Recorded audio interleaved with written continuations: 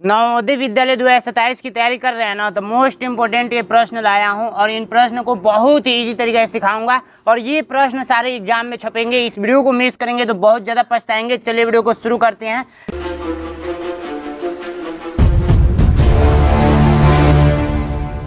सबसे पहला प्रश्न कह रहा है कि एक आयताकार खेत की लंबाई और चौड़ाई में 5:3 का अनुपात है। यदि खेत का परिमाप 64 मीटर है तो उसकी लंबाई कितनी होगी।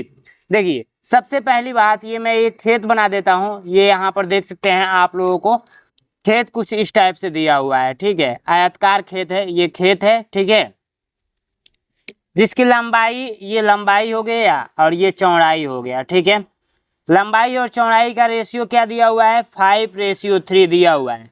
अब परिमाप क्या दिया हुआ है, तो परिमाप इक्वल टू आप लोगों का जो दिया हुआ है, परिमाप इक्वल टू आप लोगों का जो दिया हुआ है वो होता है, सूत्र पहले लिख लेते हैं, लंबाई या प्लस का चौड़ाई। सूत्र आपको याद है ना, बिल्कुल याद होगा।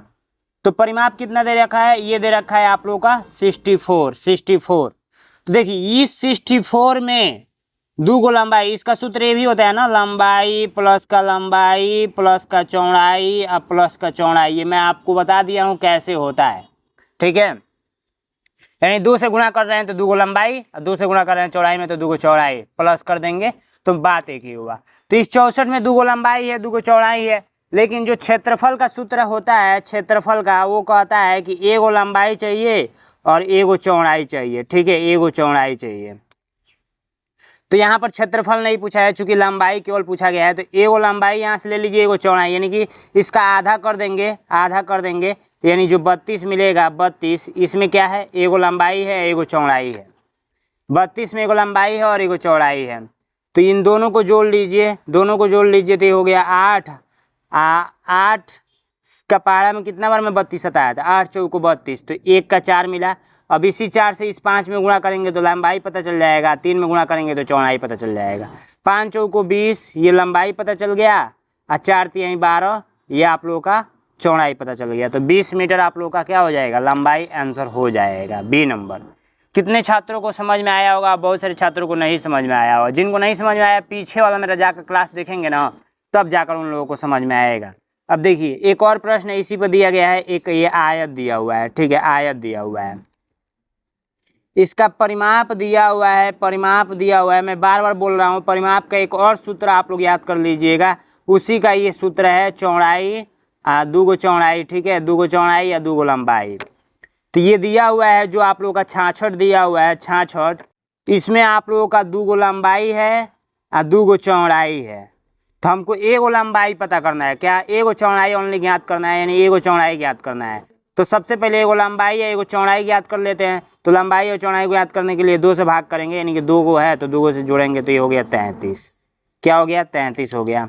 अब ये 33 और 7 4, 7:4 दिया हुआ है, 7 4 11, 11 का ये 33 दिया हुआ है। तो 1 का कितना हुआ, 1 का 3 हुआ, 33/11 कर दीजिए तो इक्वल टू 3। 1 का 3 तो 7 3 का 21, ये हो गया, 4 3 12, ये हो गया, यानी कि लंबाई आप लोग का 21 और चौड़ाई 12 हो गया। तो राइट आंसर आप लोग का कौन सा हो जाएगा, सी नंबर। ठीक है, चलिए नेक्स्ट प्रश्न आप लोग खुद से सॉल्व कर पाएंगे क्या। 5:3 का दिया है, लेकिन इसमें क्षेत्रफल दिया हुआ है। 5:3 का दिया हुआ है, बट क्षेत्रफल है। खुद से कर कर बताइए कमेंट बॉक्स में, कमेंट बॉक्स में सभी छात्र बताएं। इजी है, ये नहीं कि बहुत ज़्यादा हार्ड है, इजी है, यानी आसान है। क्षेत्रफल, परिमाप तथा आयतन।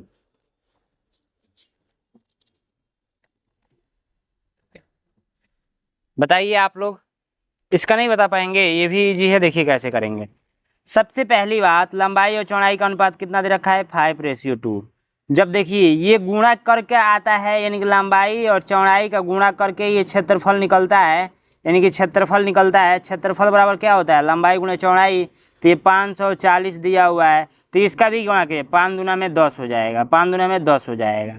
अब 10 का ये 540 दिया हुआ है, 10 का ये 540 दिया हुआ है, तो 1 का कितना होगा, तो 1 का 54 होगा, 1 का 54 होगा। तो 1 का 54 होगा, तो 54 का 5 में गुणा कर लेंगे। 1 का 54 नहीं, 3 है ना, ये 5 3 15 हो जाएगा। 15 से भाग दीजिए, इसमें कटेगा ये, 540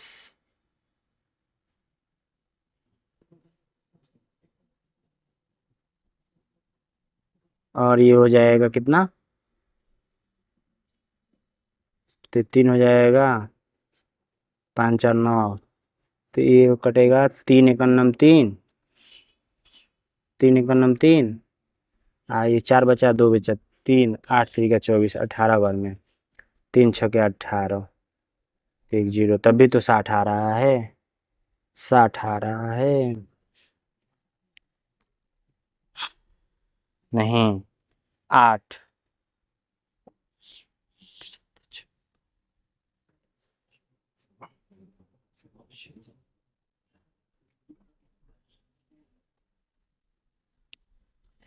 अनुपात दिया है 5:3 का और 540 वर्ग मीटर दिया हुआ है आपका क्षेत्रफल।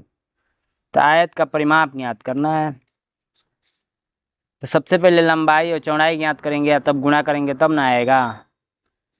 तो क्षेत्रफल दिया है तो क्षेत्रफल में एगो लंबाई है एगो चौड़ाई का गुणा किया होगा। तो 540 ये आपका हो गया, सॉरी 540 और ये 5 3 15, 15 से भाग करेंगे ना 540 में, 540 में 15 से भाग किए तो 15 से भाग कर दीजिए, तो ये 3 से काट दीजिए, 3 5 15 5, 3 से कट करेंगे तो 3 1 9 3, 3 8 24, 18, 180/5 आ गया। तो 5 से इसको कट करेंगे तो 5 3 15, 30 आ गया। हाँ 1 का 30 मिला है, तो 1 का 30 मिला है तो 5:3 है, तो 1 का 30 मिला है तो 3 5 15, ये हो गया 150, ये हो गया आप लोगों का 3 3 का 9, 90।